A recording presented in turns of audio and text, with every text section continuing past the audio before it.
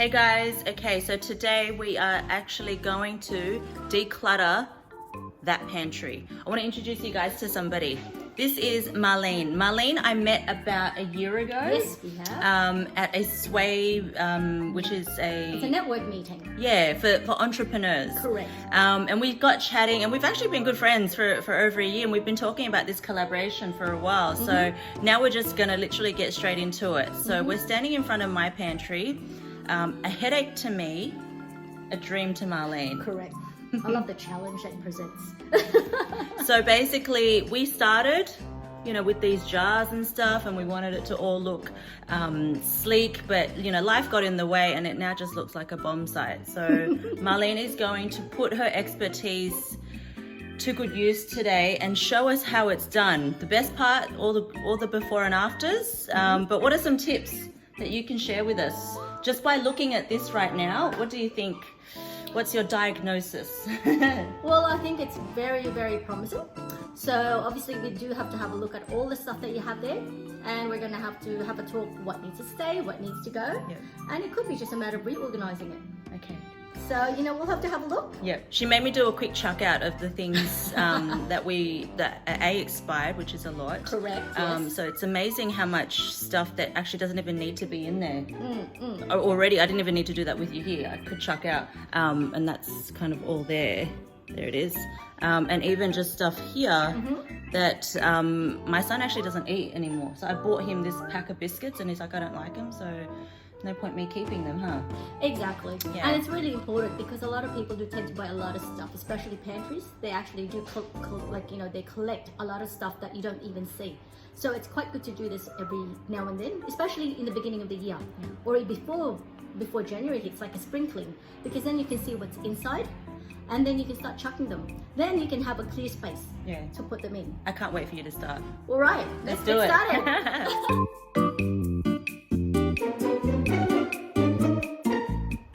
Okay, so we just pulled this out of the pantry. This was gifted to me for my engagement many years ago. Of course, it's a Tiffany thing, and it's so gorgeous. Yep. I've never used it. What is your thoughts on things like this, on holding on to things that are of beautiful value, but are you I've never used it. Are you holding it for value, or are you holding it because sentimental reasons? I don't even know who gave it to me. Are you ever going to use it? Probably not. And do you actually have a lot of these fruit glasses? I don't drink even. I'd have a water out of it. Well, it really depends, because if this is the only one that you have and you don't have any fluid, you can actually put it aside. However, do you have where all your glass goes to? In that cupboard there. You don't have any duplicates in this? No. Then you can leave it, take it out already and put it in there, because when you have visitors, what happens when you have visitors and you need to actually have some drink, like champagne. Okay, so you reckon let's just take this out and put it straight in the cupboard? Correct. Okay. Correct. And then we can ditch the box and everything because that's space.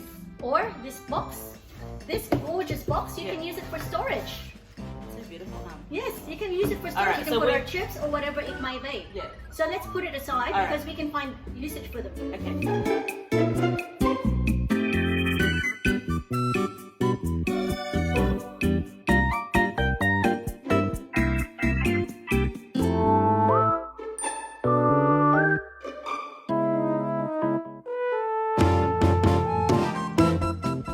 We have this I bought from Disneyland. Is it Japan? Yeah, in Japan. I don't know. It doesn't really go with anything that I have. What are your thoughts around it? It doesn't, but then again, it has some sentimental purposes to it, and you're not going to go back to Japan and buy another one of that. So you can actually leave it out or leave it in for the moment.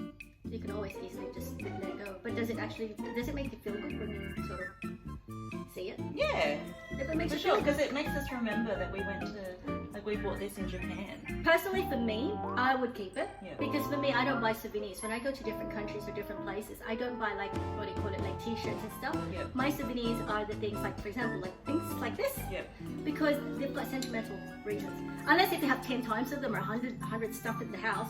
But since this is the only one that you have, and it feels good for you, keep it. Okay, alright. Keep pile. Keep pile.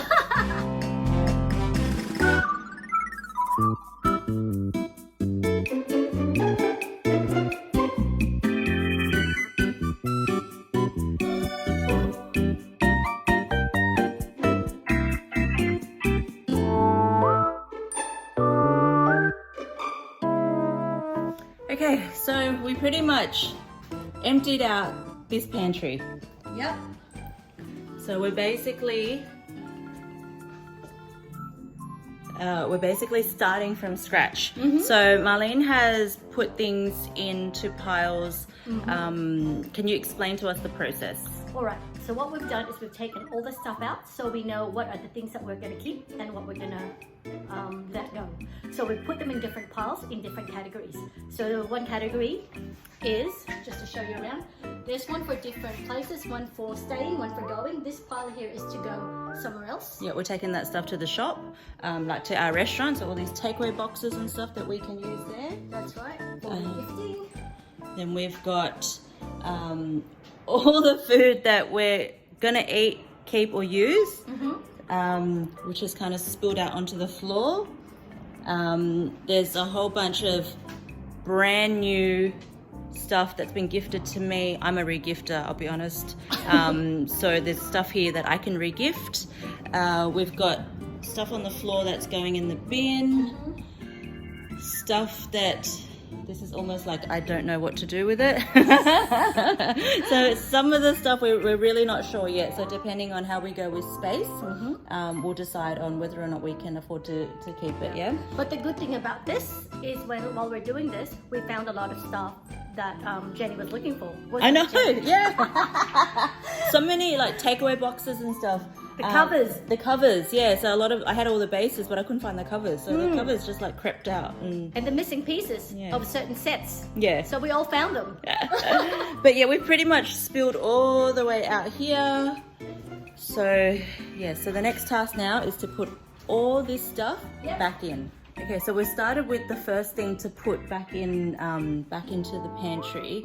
Now, Marlene suggested that we put the alcohol here because we actually want to fit the pot in one of the cupboards that alcohol is actually sitting in. So if we come this way, this is where the alcohol rack was sitting. But we wanted to put in this pot. So all these pots go with all those pots at the top there. So what we're trying to do is put like for like, so that when you go look for it, it's all in one spot. So now we've taken off that and it's already here. And the other thing is it's easily accessible. Yes. Yeah. Exactly. So we would actually, not me, but hubby would actually use this more often than actually going to the bottom of the pot drawer to look for alcohol. And you can easily see it too. Yeah, we can see it now. Yeah. So yes, I love that. And we've literally, I reckon we've killed like 5 birds with one stone there, rather than having that pot sit on the floor. Exactly. Yeah. So then you're not always bending down to get it as well. Yay. So yes. Now, one of the things that was really important to me was we wanted to keep this whole bench space empty, right? It makes sense to keep out the stuff that you use daily, but for us it was very important to have everything hidden. So Marlene actually made sure, she actually made sure we were able to have all the things that we use out here.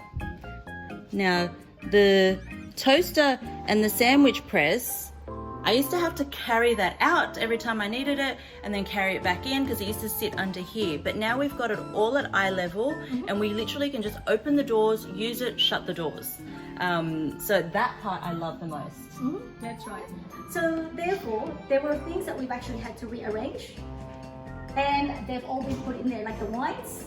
They were in the cupboard previously, but now we've actually popped it up there because there is a lot of space that was available after we cleared up a lot of the stuff that was not required. And yes, it did clear a lot of bench top, as what Jenny mentioned earlier. She doesn't like stuff on her bench top. So she's very lucky she's got a lot of storage space.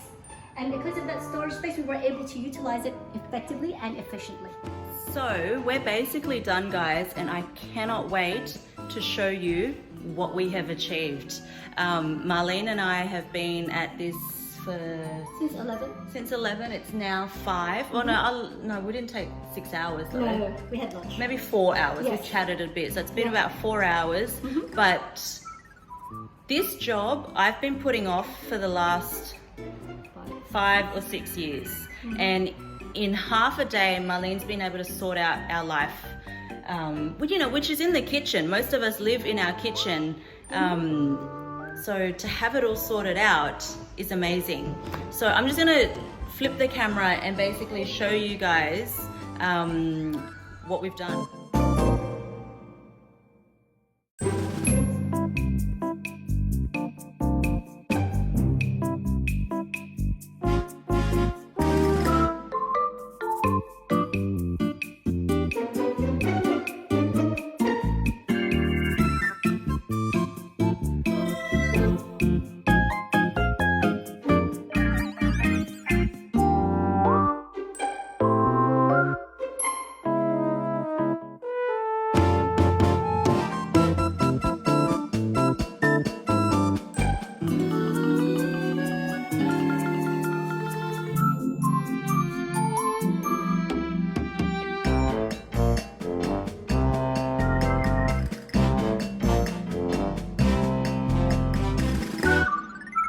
Bye.